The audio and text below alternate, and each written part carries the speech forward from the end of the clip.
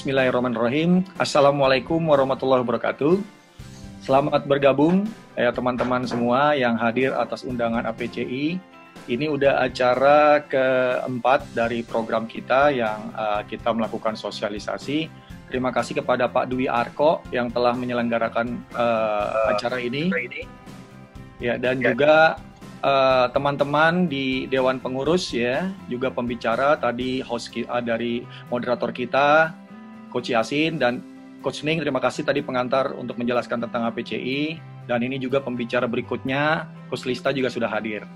Dan juga teman-teman saya, para coach yang berasal dari beberapa disiplin ilmu coaching, kita bersinergi, kita berkolaborasi untuk membuat coach Indonesia hebat luar biasa. Jadi ini cita-cita kita, semoga bisa menjadi semangat kita terus gitu ya, karena ini organisasi akan berjalan terus gitu ya. Kalau kita mungkin pengurus ini mengawali, nanti akan dilanjutkan dengan teman-teman yang jauh lebih punya program-program lebih baik. Jadi ayo kita sama-sama memulainya. Perkenalkan, nama saya Coach Margeti Herwin. Pada materi hari ini ya, saya share screen-nya dulu.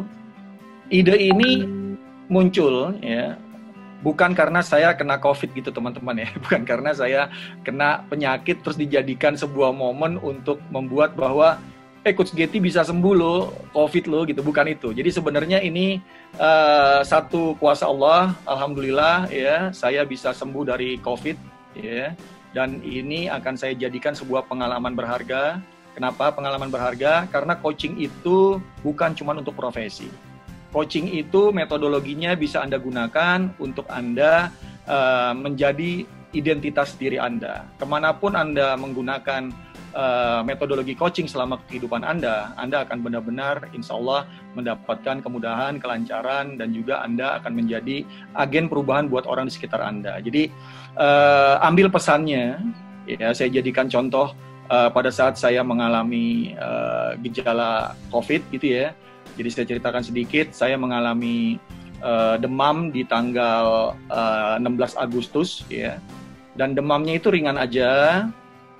Sampai akhirnya di hari ke-5, saya tidak bisa mencium minyak kayu putih. Artinya apa? Itu yang saya baca, kalau indera penciuman atau indera perasa mulai mendapatkan satu masalah, ini salah satu gejala COVID. Tapi saya tetap positif, saya merasa bahwa, saya kan nggak ketemu orang yang kena terpapar COVID. Saya juga telepon teman-teman saya yang meeting 2 minggu atau 1 bulan sebelum saya, mereka sehat-sehat aja. Jadi saya tetap sehat. Tetap berpikiran sehat, berpikiran positif. Tapi ternyata panasnya naik turun terus, ya, tidak pernah tinggi 38, turun lagi 37 setelah minum Panadol, paracetamol, terus naik lagi. Saya minum vitamin, saya diskusi sama dokter, itu belum tahu kalau positif. Saya diskusi dengan teman-teman saya para dokter, saya konsul, saya tanya obatnya apa, mereka kasih obat antivirusnya, mereka kasih vitaminnya, saya ikhtiar aja. Sampai pada hari ke-7 ke-8 panasnya baru tinggi, 38, 39 naik hampir ke 40. Dan saya memutuskan, oke deh, ini harus ke dokter, harus periksa. Karena itu udah hari ke-8 saya sakit. Tapi ternyata 78 itu Sabtu Minggu, saya nggak bisa ke dokter. Jadi hari ke-9 itu hari Senin, tanggal 25 Agustus. Tanggal 24 Agustus, saya ke dokter, saya cari rumah sakit yang nggak banyak pasiennya, karena parno juga kalau kita datang ke rumah sakit yang banyak, justru gara-gara kita mau tes malah kita terpapar COVID. Saya ke rumah sakit Gandaria yang agak sepi gitu ya. Saya juga kenal sama dokternya, teman istri saya, di telepon, kita janjian. Saya datang siang jam 1-an. Dokternya periksa, ya, ini saya ceritain dikit kondisinya. Dokternya periksa, dokter bilang ini harus tes lengkap darah Pak. Ini kayaknya Bapak kena virus tapi belum tahu virus apa. Tapi ya karena badan saya bintik-bintik merah gitu ya, kelihatan seperti orang demam berdarah. Dan tidak batuk, tidak pilek, dan pada saat diperiksa dokter demamnya udah turun. Saya harus tes swab juga, cuman hari itu karena udah jam 1, tes swabnya tuh pagi jam 9, jam 10, jadi saya harus balik besok lagi. Pas besoknya hari Selasa saya balik, sekalian ambil tes lab, ternyata tes labnya positif tipes. Saya harus dirawat dan harus wajib tes swab karena rumah sakit itu bukan rumah sakit isolasi atau rumah sakit khusus COVID. Jadi saya tes swab hari itu, dan dokternya bilang, Pak, kalau bisa ini hasilnya yang cepat aja Pak. Oke, saya ambil yang cepat, sehingga sorenya akan ada hasilnya. sore saya udah di rumah, saya santai karena saya udah nggak sakit, udah sehat. Tapi keluarga saya semua pakai masker di rumah karena saya memang tetap takut untuk tetap berinteraksi. Saya bilang oke, semuanya positive thinking aja, anggap saya kena COVID gitu ya, demam, semua jaga protokol COVID. Dan di telepon sorenya sekitar malam lah, sekitar jam 7 di telepon ternyata, Pak, Bu, Bapak positif COVID ya. Waduh. Begitu saya mendengar kata-kata itu, saya lemes gitu loh. Lemes itu artinya, loh saya kan udah sehat, kenapa saya kena COVID ya? Dan ini yang membuat semua orang ya sekarang itu tidak tahu pada saat dia terkena COVID, apa yang terjadi besok, apa yang terjadi lusa, kita nggak akan tahu, teman-teman di sini. Saya berdoa mudah-mudahan saya diselamatkan, dan saya pamit sama anak-anak saya, sama istri saya, tolong kalau papa nggak pulang, ikhlasin. Karena menurut info dan yang saya baca informasinya, ya kalau udah ke rumah sakit, kalau nggak balik lagi sakit, ya udah langsung ke kuburan misalnya kan gitu. Itu juga membuat orang jadi takut gitu kan.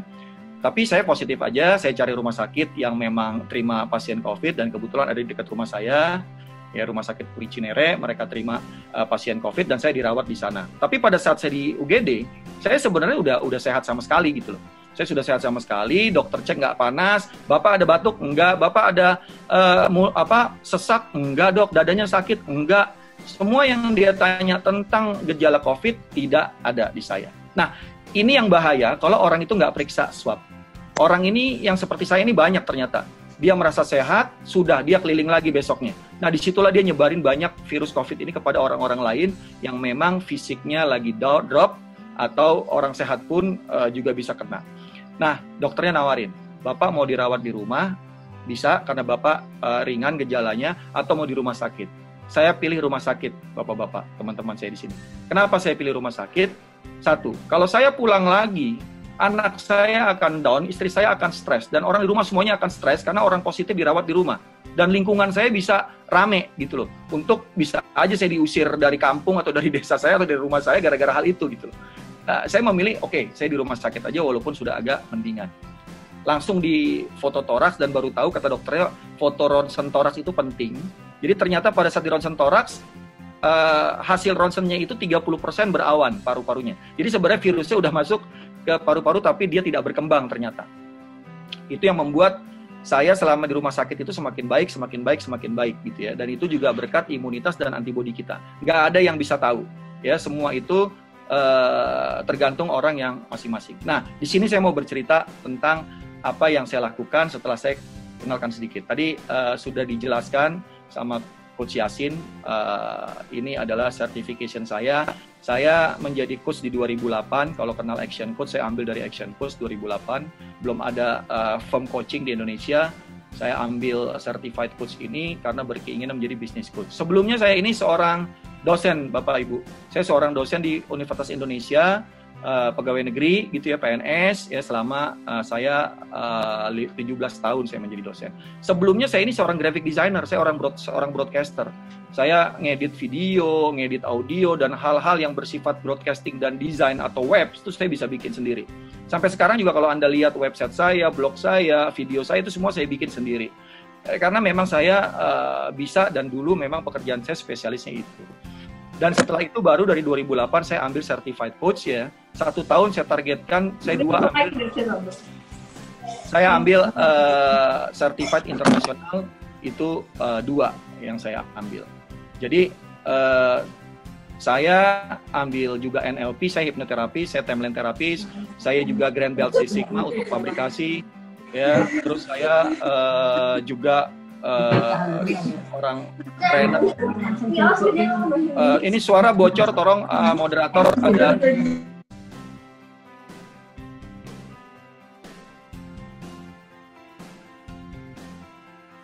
Saya ikut ke. Ya, jadi saya ambil beberapa disiplin coaching ya. Saya yang terakhir adalah saya master trainernya Alexander Osterwalder, Business Model Generation. Jadi ini beberapa ini saya, sertifikat saya, dan saya lanjut ke kondisi ini. Kalau teman-teman mau subscribe saya atau mau follow saya, ada Twitter, ada Facebook, ada WordPress, blog yang saya buat, ada LinkedIn, ada Instagram, WA, ataupun email, ataupun YouTube. Jadi digital itu sangat penting banget dan saya sudah membuat ini semua, termasuk ada aplikasi saya Smart Business Coach di Google Play Store atau di Apple Store, ya, di Apple Store untuk Anda bisa download. Digital ini benar-benar sangat mutlak bagi kita dalam kondisi COVID dan pandemi seperti sekarang ini. Oke, saya masuk ke poin berikutnya. Yaitu tentang yang namanya otak. Jadi pada saat saya terkena pandemi COVID ini, saya set mindset saya set otak saya karena saya tahu ilmunya. Bagian otak kita itu ada 3 bagian yang merespon setiap situasi dan kondisi yang Anda alami dalam kehidupan. Yang pertama adalah reptilian brain. Ini bagian otak kecil yang merespon diri Anda sehingga menimbulkan kekhawatiran, ketakutan, ya. Otaknya sangat kecil diberikan Allah, diberikan Sang Pencipta, tapi perannya juga membuat kita itu tahu artinya khawatir, tahu artinya takut. Kalau otak ini nggak ada, Anda tidak punya rasa takut, itu berbahaya banget. Ya, tetapi banyak orang yang menangkap semua respon lewat otak ini sehingga selalu timbul pikiran negatif. Jadi kalau Anda mendengar, wah orang itu pikirannya negatif ya, karena dia merespon semua respon otak itu dari reptilian brain dulu. Ya, bagian otak kedua adalah mamalia brain. Mamalia brain ini sifatnya adalah mengkomunikasikan sesuatu. Dia berisi emosional yang Anda dapat jika respon masuk dari reptilian brain atau masuk dari neocortex visual brain yang tadi saya jelasin. Jadi mamalia brain ini fungsinya seperti hewan juga, mamalia juga, karena dia sangat membutuhkan komunikasi, dia memiliki emosi yang itu kita punya saat ini. Sehingga ini yang mempengaruhi nanti perasaan atau fisik sensasi yang Anda punya. Nah, yang paling besar ini tentang visual brain, neocortex. Manusia aja yang punya visual brain. Hewan nggak punya visual brain karena visual brain ini akan membantu untuk Anda itu membuat perencanaan ke depan.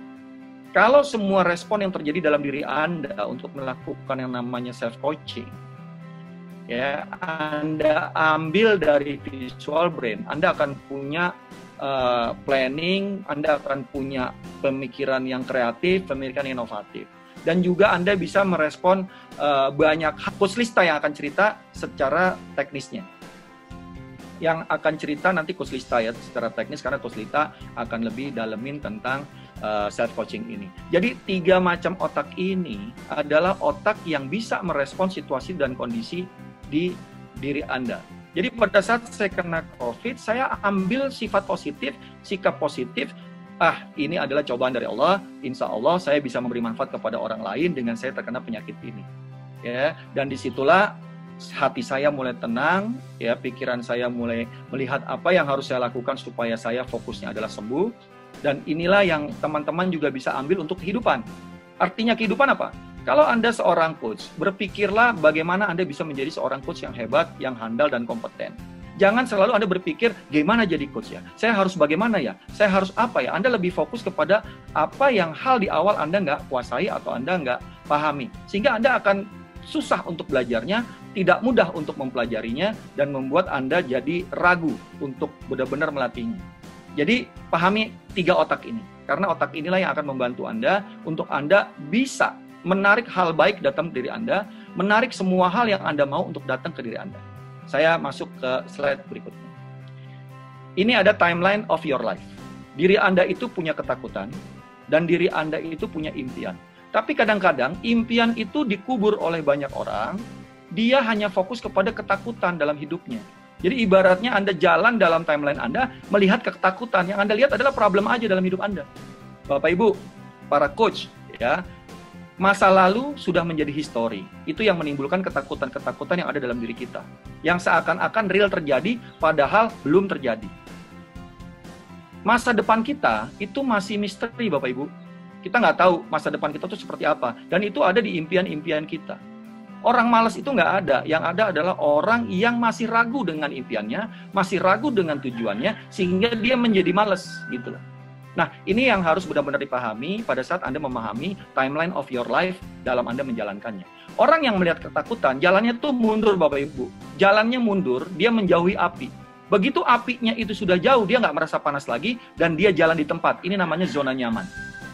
Orang-orang seperti ini adalah orang-orang yang moving away dalam hidupnya. selalu berpikir apa yang tidak bisa dia lakukan, selalu berpikir masalah yang dia hadapi, setiap waktu yang dia pikirin hanyalah problem. Setiap waktu yang dia pikir adalah tantangan. Sehingga dia lupa ada opportunity di belakang dia yang selama ini dia belakangin. Perjalanan ini dinamakan story. Hidup kita ini membuat sejarah buat keluarga kita, membuat sejarah buat diri kita. Jadi apapun yang Anda lakukan, itu sesuatu hal yang luar biasa Bapak Ibu. Ada yang tanya sama saya, Coach, kalau gitu gimana caranya saya sukses? Bapak Ibu, simple. Balik badan. Balik badan. Untuk sukses itu balik badan. Lihat apa yang menjadi impian Anda, lihat dan pikirkan apa yang bisa Anda lakukan, jalankan step by step yang bisa Anda jalani secara bertahap, bukan Anda berpikir tentang apa yang tidak bisa Anda lakukan. Itu ada di belakang Anda. Bukan satu hal yang Anda lakukan adalah hal yang tidak perlu Anda lakukan sebenarnya karena itu tidak penting. Memikirkan sesuatu yang tidak penting, memikirkan sebuah problem, mencari selalu solusi dari setiap problem, itu akan membuat Anda selalu berada di problem. Ya, carilah solusi untuk mendapatkan opportunity Bapak Ibu. Saya ulang lagi, carilah solusi untuk mendapatkan opportunity Anda ke depan, sehingga semua problem Anda di belakang, insya Allah beres bertahap. Karena kalau Anda berpikir kepada problem setiap waktu dalam kehidupan Anda akan menemukan banyak problem, karena Anda melihat api Bapak Ibu ke belakang. Tapi coba lihat, balik badan Anda. Lihatlah impian. Semakin Anda mendekati impian Anda Bapak Ibu, Anda lihat impian semakin dekat, otomatis Anda akan semakin cepat menuju impian. Ya, orang-orang seperti ini namanya orang-orang yang moving toward. Jadi, kita sebagai coach membuat mindset siapapun klien kita, siapapun coach kita untuk melihat apa yang dia mau capai, bukan sibuk mikirin apa yang dia tidak bisa capai. Ini yang kadang-kadang kita sebagai coach terjebak. Dia ngomong ke belakang, kita bahas belakang. Dia ngomong ke depan, kita bahas depan. Jadinya ya kliennya pusing, ya coachnya pusing gitu loh. Ini yang perlu diambil sebuah kondisi bahwa Anda bisa menjadi coach yang benar, coach yang hebat, coach yang kompeten, asal Anda paham metodologinya secara luas. Jadi orang-orang yang mau sukses, 7 impian. Sehingga Anda bisa mencapai impian. Pada saat saya sakit, saya cuma berpikir sehat. Saya nggak berpikir penyakit saya. Saya berpikir sehat, apa yang harus saya lakukan supaya saya sehat. Saya minum vitamin, saya minum obat yang diperintah dokter, saya ikuti semua perintah dokter, karena saya mau sehat dan masih banyak impian saya yang belum saya capai untuk saya bermanfaat buat orang lain. Saya berdoa dalam setiap doa saya adalah tentang impian. Bukan tentang hal-hal yang saya nggak mau. Bukan tentang hal-hal yang saya tidak inginkan. Saya nggak pernah mengatakan itu. Saya cuma mengatakan, ya Allah berikanlah saya kesehatan. Bukan jangan kasih saya sakit. Karena jangan kasih saya sakit, fokusnya adalah sakit. Ya Allah, jangan beri saya kemiskinan. Ngapain fokusnya di kemiskinan? Kenapa Anda nggak bilang kata-katanya, berikanlah saya kemakmuran dan kesejahteraan? Itu bahasa positif. Lihat, begitu Anda ngelihat fear terus dalam hidup Anda, sebenarnya Anda lagi nangkep semua respon lewat otak reptil Bapak Ibu. Berdoalah kalau Anda selalu seperti itu, tidak tumbuh sisik seperti reptil Bapak Ibu. Ini yang berbahaya. Ya, jadi teruslah lihat ke depan, Anda orang hebat, Anda orang kuat, Anda orang sehat. Ini yang saya selalu katakan dalam setiap video, setiap artikel yang saya tulis, maupun seminar, maupun workshop yang saya lakukan. Saya lanjut lagi.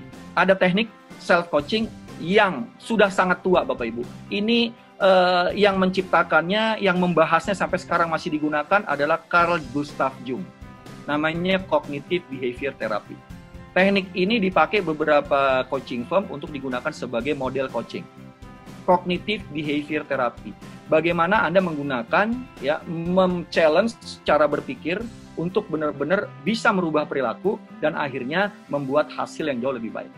Saya jelasin tahapannya. Simple. Bukunya Carl Jung ya tentang CBT itu tebalnya 300-400 halaman Bapak Ibu. Tapi isinya cuma slide ini doang, yang dibahas bertahap untuk bagaimana orang itu bisa memahami dirinya. Mulai dari bagian pertama. Ini namanya event dan situation. Setiap kita pasti mendapatkan event dan situasi setiap apapun yang kita lakukan dalam kehidupan. Mau itu kesusahan, mau itu kesenangan, mau itu cobaan, mau itu penyakit, itu semua event dan situasi. Kita akan berpikir Bapak Ibu, kita akan berpikir. Pikirlah apa hal yang Anda pikir terhadap event dan situasi yang terjadi. Kalau Anda berpikir negatif, Anda selalu mengumpat, mencari alasan, atau meng-blaming orang lain, fisik Anda akan negatif juga Bapak Ibu. Fisik sensasinya akan negatif, dan feeling Anda juga akan negatif. Anda jadi marah aja sama tuh orang. Ini gara-gara dia tuh gue jadi sakit COVID tuh, aduh emang kurang ajar tuh orang, udah tahu sakit, tetap aja masih ketemu saya. Nah itu menjadi kita juga ikut negatif feeling dan negatif fisik sensasi. Nggak enak, ya. Membuat perilaku kita juga negatif dan hasilnya tidak seperti yang kita harapkan. Saya set pemikiran saya berpikir positif. Begitu saya berpikir positif, timbul hormon-hormon baik dalam tubuh saya untuk menjadi antibodi dan menjadi imunitas bagi penyakit. Begitu saya mendapatkan kondisi kantor saya harus tutup karena ada COVID, ada PSBB, saya nggak bisa gaji karyawan saya lagi, saya harus mulai dari awal lagi, saya ambil positif. Ternyata bisnis kamu itu belum benar-benar bisa bertahan dalam kondisi pandemi. Saya udah punya digital, tapi tetap klien Anda nggak bisa bayar Anda karena Anda memang punya klien yang lagi bermasalah semuanya. Tapi saya ambil positifnya. Saya jadikan momen 6 bulan ini untuk membuat banyak-banyak materi tentang video, materi apapun, sehingga saya mempunyai fisik sensasi yang lebih siap, mempunyai feeling yang lebih siap untuk perilaku saya berubah. Sehingga hasil akan saya dapat. Ini konsep yang paling simpel jika Anda menjadi coach. Tanya, event apa Pak yang Bapak akan event seperti apa Pak yang ingin Bapak ubah dalam hidup Bapak? Ini pertanyaan. Coaching menggunakan asking. Tapi kadang-kadang kita diajarin, tanyanya satu ini ya Pak, tanyanya kedua ini ya, tanyanya ketiga ini. Begitu habis nanya, kita bilang, nanya apa lagi ya? Jadi belajar certificate coach itu bukan belajar bertanya, tapi belajar memahami bagaimana cara berpikir, bagaimana cara merubah pola diri, bagaimana cara merubah pola kerja. Thinking, being, and doing. Bapak Ibu, ini thinking, ini being, ini doing. Hasilnya dicapai. Ya, konsep beberapa metodologi coaching itu semua menstimulasi, memprovokasi yang namanya thinking, being, dan doing. Ini yang harus Bapak Ibu benar-benar pahami. Jadi ini yang saya lakukan. Jadi bukan semerta-merta Coach GT itu hanya berpikir positif kita berhasil. Enggak. Ada tekniknya. Ya, ada tekniknya. Oke, saya lanjut lagi. Waktu saya masih berapa ya Pak Yasin? Masih ada waktu saya? Karena ada 100 slide nih. Enggak, 1 slide lagi. Oke, lihat. Nah, ini cara kita men-set masa depan. Ini cara kita men-set masa depan. Ada namanya IVVA methodologies. IVVA methodologies yang saya pelajari dari Action Coach. Pertama, Anda merasa ideal terhadap apa yang Anda inginkan. Idealisasi namanya. Jadi, Anda ingin menjadi coach yang hebat. Idealisasiin diri Anda bahwa Anda punya pemikiran hebat, punya perasaan hebat, punya tahapan metodologi yang hebat untuk menjadi coach. Sehingga begitu Anda men-set ideal bagi diri Anda, mau nggak mau Anda akan belajar. Mau nggak mau Anda akan berlatih. Mau nggak mau Anda akan mencari siapapun yang bisa membantu Anda supaya Anda menjadi ideal bagi diri Anda. Itu yang pertama, idealisasi. Pada saat saya sakit, saya merasa diri saya ideal bahwa saya sehat. Saya kuat, saya bisa lawan COVID, dan itu menjadi ideal bagi tubuh saya, dan saya bisa perintahkan semua sel dalam tubuh saya dalam doa untuk dia melawan virus penyakit ini. Ya, unlogic Bapak Ibu. Dokter kalau saya ceritain, Pak Margeti itu terlalu banyak belajar sama paranormal, terus Margeti itu belajarnya sama Gunung Kawi, gitu ya. Tapi that's proven gitu loh, jalan gitu loh. Bukan cuma sakit ya, tapi dalam kehidupan juga kalau kita melakukan hal ini, insya Allah dengan berdoa, ya berikhtiar, kita akan dapat Bapak Ibu. Ya, problem itu semua orang, siapa sih nggak ada problem? Semua ada problem. Yang kedua, visualisasi. Visualisasi itu bayangkan Anda sehat, bayangkan Anda kuat, bayangkan yang Anda mau, bukan bayangkan yang Anda tidak mau. Visualisasi. Munculkan gambarnya pada saat berdoa. Ya. Baru nomor 3, verbalisasi. Verbalisasi ini ya kata-kata doa. Anda mengatakan, Anda bersungguh-sungguh, Anda ikhlas, Anda benar-benar ikhtiar, tawakal menghadapi semua yang Anda hadapi saat ini. Siapa yang tidak punya problem dalam kondisi seperti ini? Baru nomor 4 itu materialisasi. Apa materialisasi? Merasakan apa yang Anda inginkan sudah ada dalam diri Anda. Ini konsep law of attraction Bapak Ibu. Saya belajar sama orang-orang yang di luar sana gitu ya, tapi begitu saya tanya sama guru ngaji saya, sebenarnya ini ada di agama kita, ada di agama kita masing-masing, ada di kitab kita masing-masing tentang hal ini. Cuman kadang-kadang kita melupakannya bahwa menganggap itu sesuatu hal yang sifatnya hanya itu hoax atau itu cuman kebetulan aja. Enggak.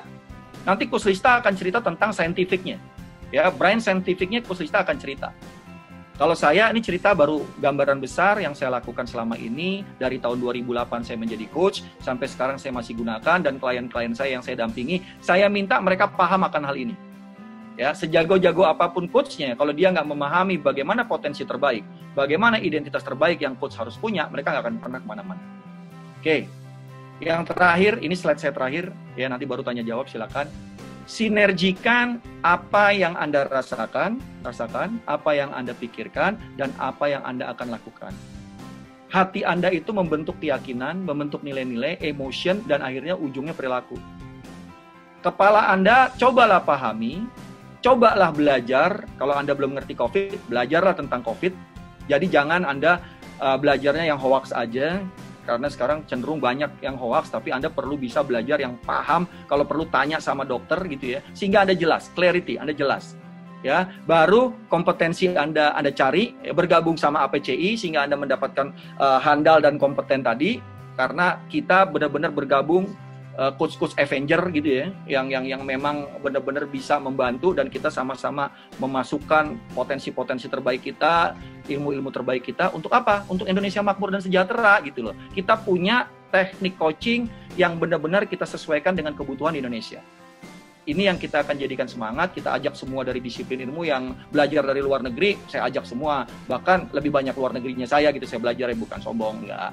Tapi ayo kita ajak, ayo kita bergabung gitu ya, supaya kita sama-sama gitu. Jadi saya bingung kalau teman-teman coach ini nggak mau bergabung, ya mungkin mereka punya mahzab sendiri gitu, tapi nggak apa-apa, kita akan sama-sama, kita bersinergi, siapapun, kita tidak akan menjadi kompetisi dari yang lain, tapi kita ini berkompetisi, kita berkolaborasi.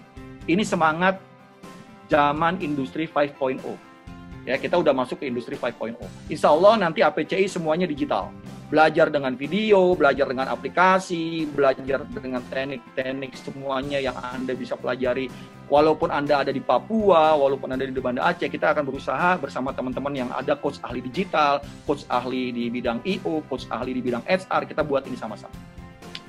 Saya rasa itu teman-teman, ya alhamdulillah saya cepat pemulihannya, ya. Dan waktu di rumah sakit pun di hari keempat, hari kelima ada Zoom meeting yang saya nggak bisa tinggalin, sampai orang itu bilang, coach bener kena COVID, kok cengar-cengir aja, teman saya kena COVID nggak ada yang cengar-cengir tuh, semuanya tampangnya.